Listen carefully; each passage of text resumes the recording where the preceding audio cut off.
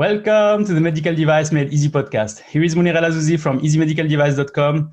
And today we will talk with a lot of exit at the end of our wording because I will have with me Erik Vollebregt from Axon Lawyer, and he will help us to understand first about the Brexit. We'll have some few words about Swixit. And at the end, I discovered a new exit, which is maybe Turkxit. So Erik will give us more information about that. So Erik, welcome to the Medical Device Made Easy podcast. Thanks very much, Monir. As a Dutch speaker, I'm very much comfortable with all these consonants because our language can put a lot of consonants in one row and still make sense. So I'm going to be very happy to say a lot of exits today. Okay, so great. So let's kick that off. But first, I just wanted to congratulate because yesterday, so as the day we record the podcast, yesterday we had a new notified body that was announced for the MDR, and it is DNVGL Presafe AS, so from Norway. And I'm really the fact that I'm announcing that is the fact that it's from Norway, which Norway is outside of Europe, if I can say. But yeah, there has probably not what the Norwegians would think themselves now.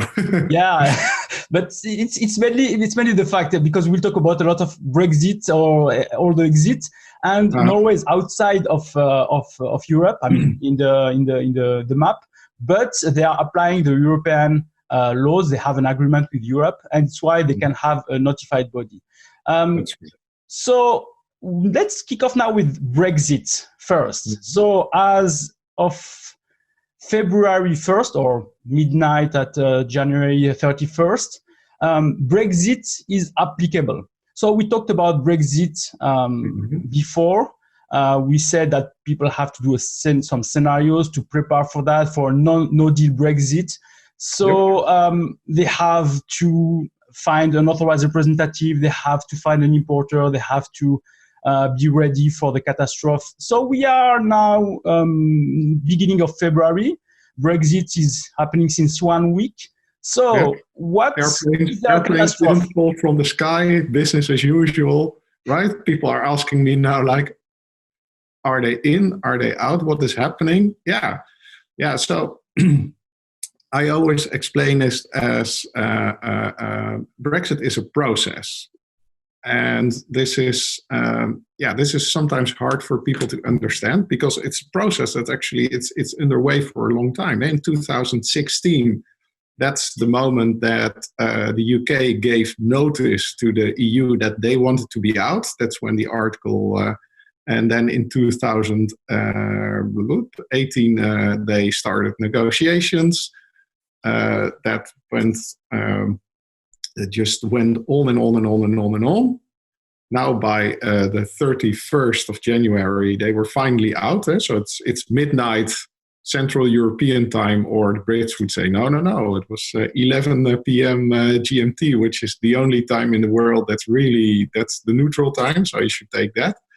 But anyway, so what happened then was the moment at which the UK formally left the EU. But if you formally leave, then it doesn't mean that there are no connections, right? I mean, you can leave a place, but you can still be connected to it. And that is what they still are. There is, so all the talk we've had so far that you were just reiterating about, suddenly you need an authorized representative in the EU if you had one in Great Britain. That is all stuff that is based on no-deal Brexit. Yeah. Because as soon as the UK gave notice, we want to be out, the European Commission started to prepare for the situation that we might have an unorganized Brexit, so no-deal Brexit. And then you had these batches of notices. There's the famous beginning of 2018 notice on Brexit for industrial products that basically sets out the whole basis. Then there was this batch of Q&A and more Q&A, but this is all about an unorganized hard Brexit, so a Brexit that is not negotiated. Now, what happened was that that in order to prepare for the actual Brexit, a lot of negotiations happened. That negotiation period was renewed repeatedly because the British couldn't get organized internally. Yeah? They sent Theresa May to Brussels to negotiate basically without a mandate.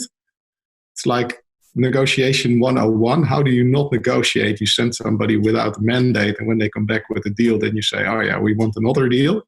Okay. That's the kind of stuff you can only get away with if you're a country. In any other scenario, people would say, oh, you don't want a deal, then okay, bugger off, no deal for you. So, but they got away with it. So then they negotiated a transitional period. Transitional period was going to be 2 years because the idea was that they were going to exit the year before. Okay. But they couldn't get internal agreement for that. So then it was moved to 31 January. Now there were 11 months left of transitional period. And in this transitional period, European Union law continues to apply. That's what they have agreed. And in this 11 months, that's this period that we've entered now, basically the UK needs to revisit or needs to find a way to deal with almost half a century of integration. What do they like to see instead of this integration? How is the relationship with the EU going to look like? And what that is, they don't know. Because you hear all kinds of things they don't know themselves. You hear like, yeah, we want a Norway model. Well, I can tell you they don't want the Norway model because the Norway model is, you were referring to DNV, the notified body. The Norway model is you are rubber stamping all EU internal market legislation without having any say in how it's developed.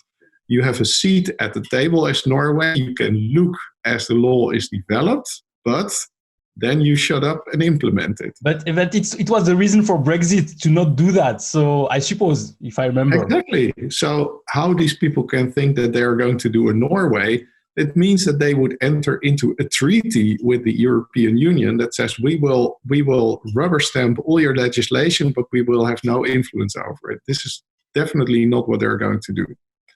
So now you hear like, yeah, we want a Canada deal. Well, the Canada situation is that's also going to be, I think, impossible. Why?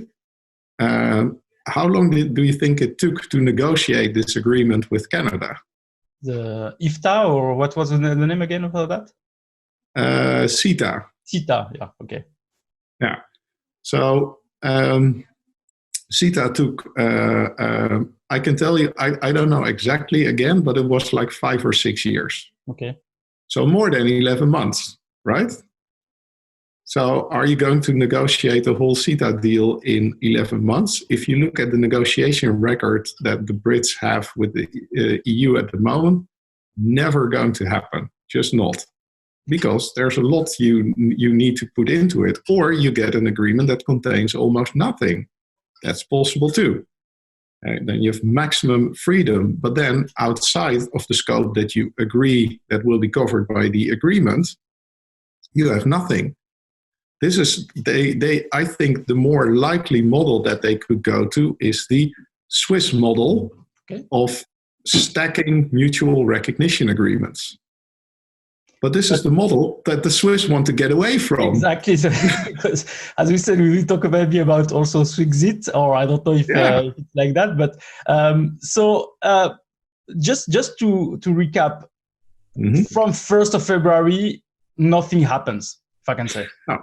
It's business as usual, except that the UK is not a member of the EU anymore. So that means that EU law applies in the UK, but they have nothing to say about it anymore. So they have to apply it and shut up until the end of the year. After the end of the year, theoretically, we are in hard Brexit country. So that's what you need to plan for, happening by 31st of December.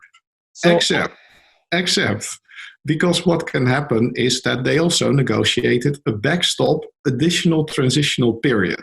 Okay. So if the UK or the EU says before 1 July this year, we would like extra time, then they have the option to say, I want 2 years of extra time. Okay. So wow. 2 years of the UK applying EU law, shutting up about it, just applying EU law and having no influence over its creation. They can do that for how long? Once 2 years. So they have one option to exercise, and then they can prolong the period until 31st of December 2022, theoretically. Okay. But they have to exercise that option before 1 July. Boris Johnson has already gone on the record publicly saying, we will never do this. We will renegotiate this whole thing in 11 months. Why? Okay. Because we're special, we can do this. Okay. Okay. Well, I mean, that guy, I mean, he's an intelligent guy. So they know that if they can't sell politically, that they are in a situation that for 2 additional years, they are applying EU law without having anything to say about its creation. Because that's difficult. It's actually, the situation is actually difficult to understand because as we've said, UK is out of Europe, but they have to apply the European laws. Is there any impact on the industry actually, like the medical device industry? Do they have to do something now specifically for this Brexit, or during this transition? Now you get into the situation where you have to start strategizing, because as we've seen before, both parties in this negotiation are perfectly willing to let things be unclear until the very last moment. Okay. So basically, as a company, you should be prepared for the scenario that after 31 December this year, European Union law doesn't apply anymore in the UK, and that means that the UK is not union with a capital U for the purpose of the MDR anymore. Because that's something I always have to explain to people, that the MDR does not apply in the European Union.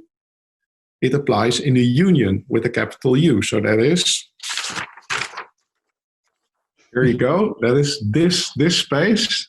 So Erik is showing a line now. I will put that on the show notes for people. Let's put it in the show notes, but it's basically, let's say it's Greater Europe. So okay. It's the European Union and their friends that have agreed to also apply European law one way or the other. So it's the European Union plus Norway, Liechtenstein, Iceland, Turkey, and possibly after 31 December, the UK.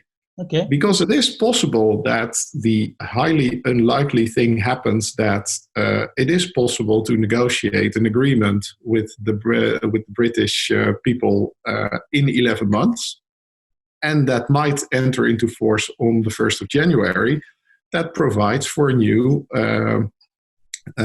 relationship with the EU, like a sort of CETA treaty. I would say it's unlikely. If you ask the European negotiator, Michel Barnier, he has gone on the record and said, we think this is extremely unlikely that this will work. Of course, that's also strategy on their part, because what everybody always forgets, and that's also one of the big pickles that Switzerland has with the EU, is that the EU the EU is totally shit at power politics through army, because the EU doesn't have an army. Okay. They're very bad, so they can't just go to the Middle East and then bomb somebody and say, look at us, and if you don't listen, then you have a problem. So the EU has to exercise power through its economy. And what does the EU have to offer? They have this fantastic internal market. So what do?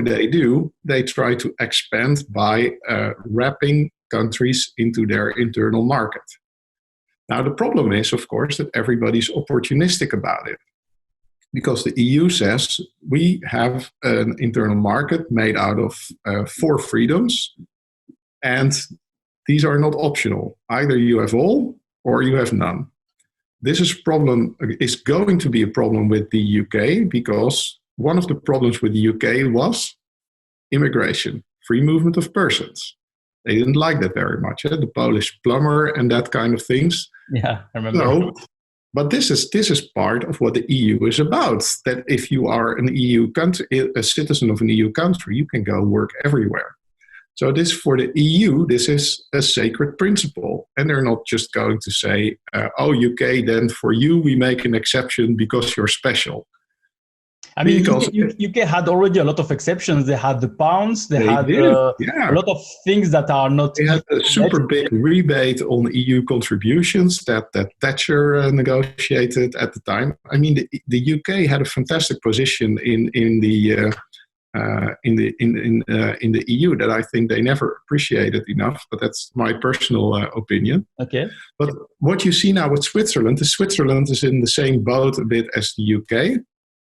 Switzerland likes free movement of capital. They love that.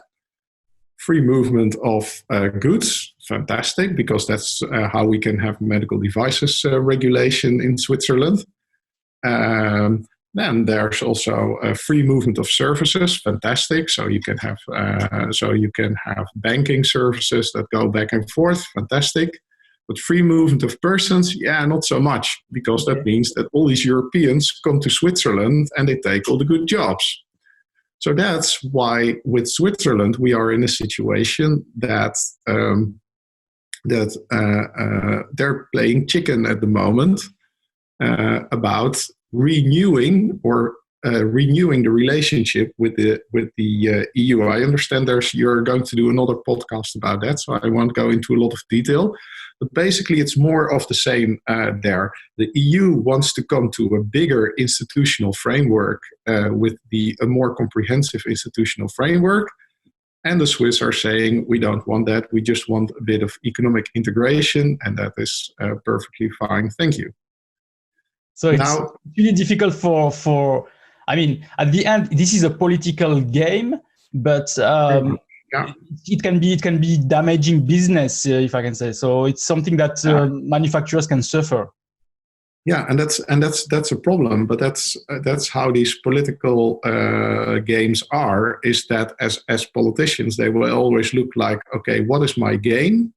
What is my cost? It's exactly like taking an army to war, basically. Because if you take an army to war, people will get killed. Yeah. But in the end, you only do this if you think, well, but I will win, and the casualties will not matter that much. Okay. And for Switzerland is in the situation that if the MDR doesn't apply by 26 May, Switzerland can still say, like the UK has done, also in a hard Brexit scenario, they will say, we are familiar with CE marking of products. We know that they're good products. Yeah, of course you can sell them on our market. So we will have the products.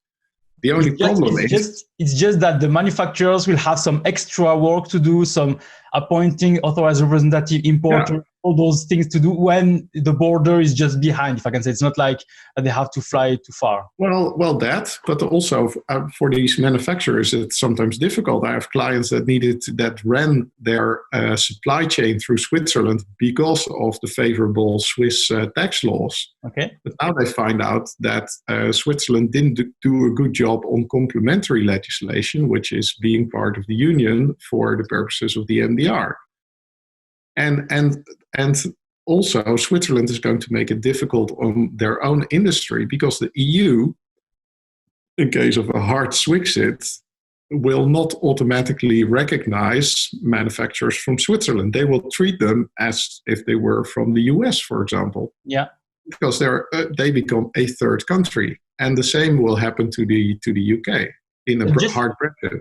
Just a reminder, we here for Switzerland, we are talking just about the medical device regulation. That's correct. Yes. We are not talking about the rest. If you are selling toys or if you are selling other things, it's not applicable. But because the MDR is a new regulation that was not agreed before with Switzerland, this is why they are playing this political game now to get some benefits out of it.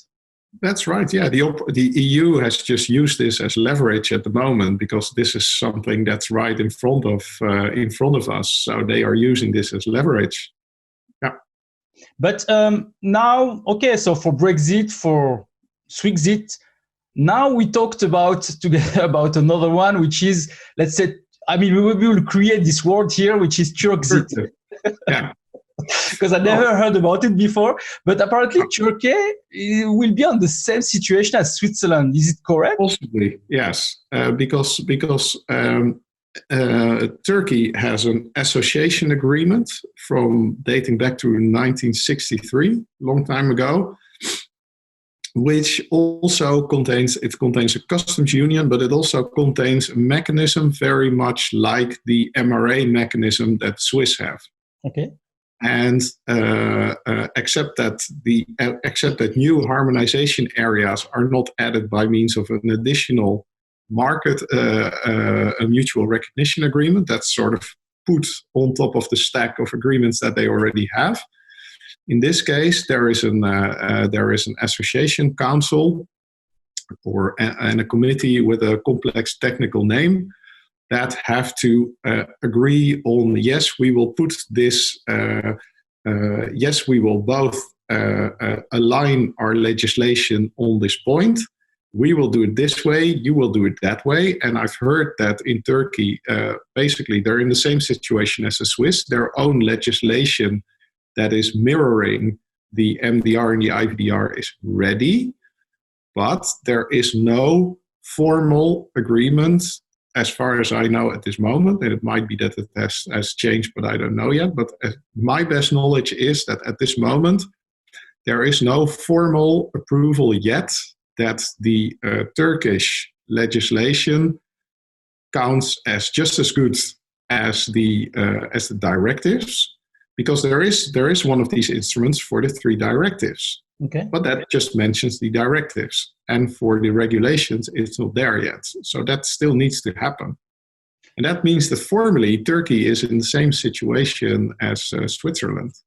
So yeah, if in the audience there is some people that are from Turkey and knows more about maybe a Turkxit, so I would be curious, yeah. Yeah, I'm also curious to hear about it, if there is really something that can happen or not, and if there is more information to provide to the audience and to the manufacturers in Turkey also, maybe on what can be the impact of this kind of situation. I think I found it very, very difficult to get information on it, and the process, the political process, is a lot less transparent, I can tell you, than the Swixit political process. So anybody that has any news, I would say, on this, that would be really, really welcome. Yeah, so don't hesitate to contact me. For that. So Erik, I think we covered really a lot of things here.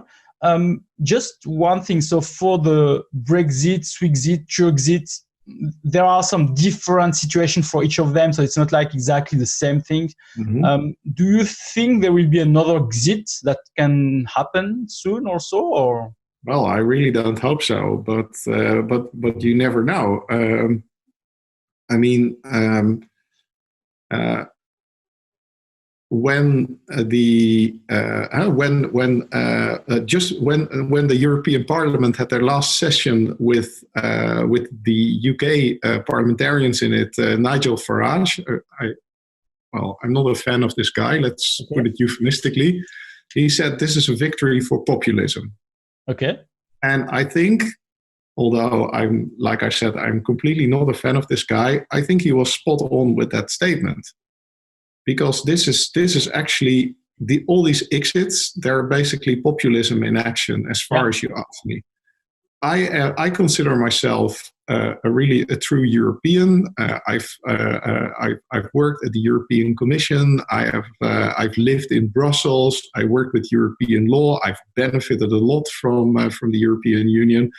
I live in a small little country that started was one of the founding members of this whole project, precisely because as a small little country these days, you do not have any leverage in the world. So the only way to really get things done is to be part of a bigger whole.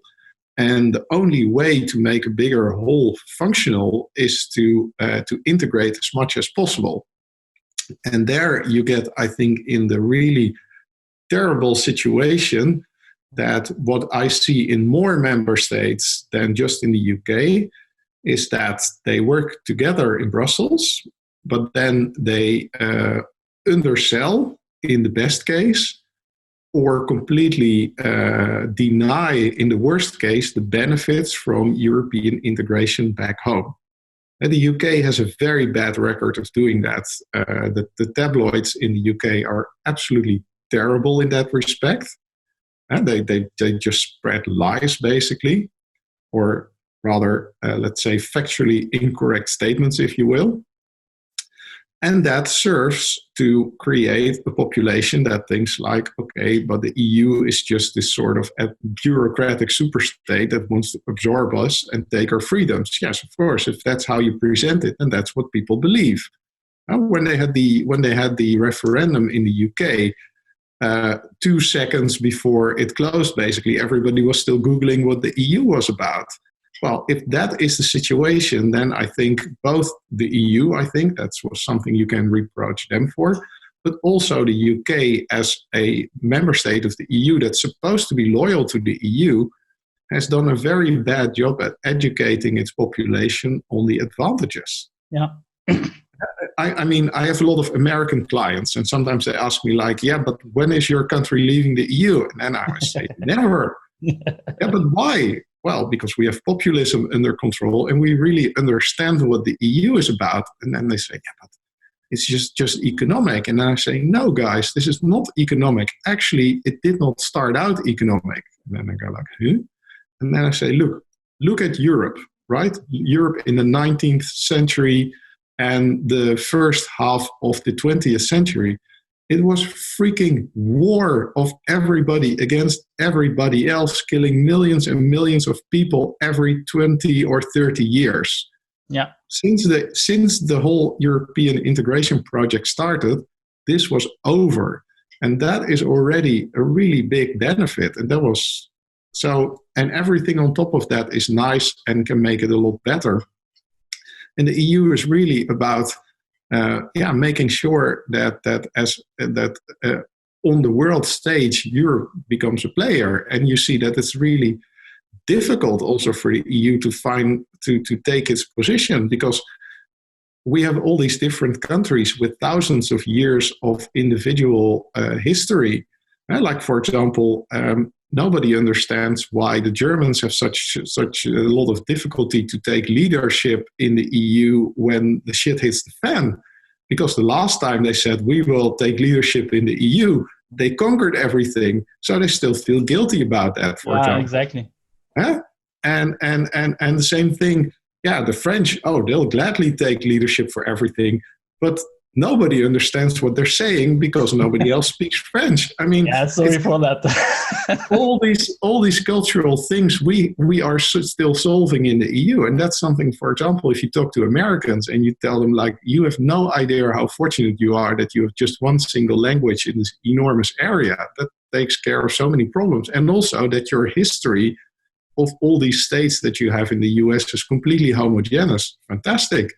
But we are united in diversity, and it's this diversity that is fantastic benefit, but it's also makes the integration process much slower and difficult. Yeah, so I think it's really a good conclusion for this episode, because let's work all together. Let's make peace and not war, and try to find some compromise to really have a good union, a good country, a good market, and also help our manufacturers to save lives, if I can say, with their products, with the medical. And as companies make scenarios, because 31 December, nobody knows what's going to happen. You know, Erik, I think you should create this plate where you say make scenarios and put it behind you, because we say that at each episode, and I hope now people are putting that.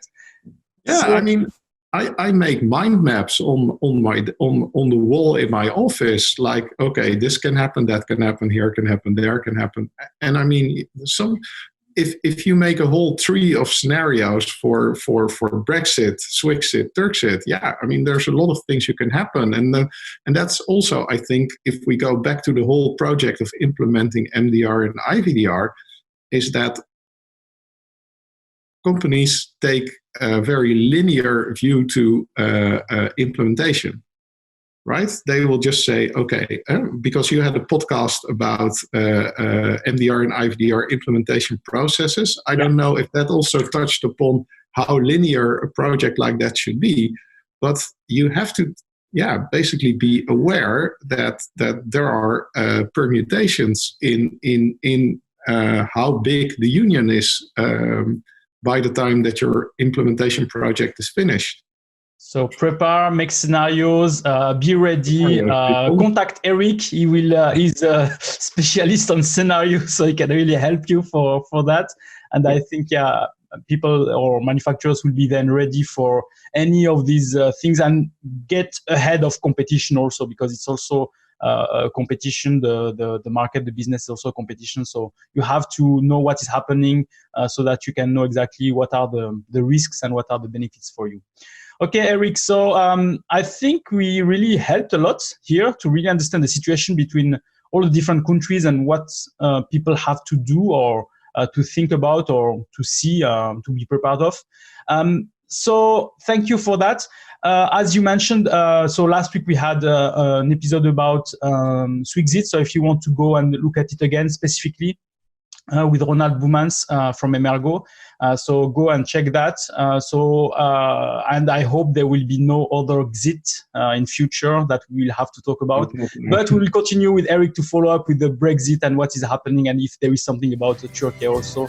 So please let us know. Okay, Erik, so thank you for your help and I wish you a nice day. You're welcome. Take care. Bye. Bye.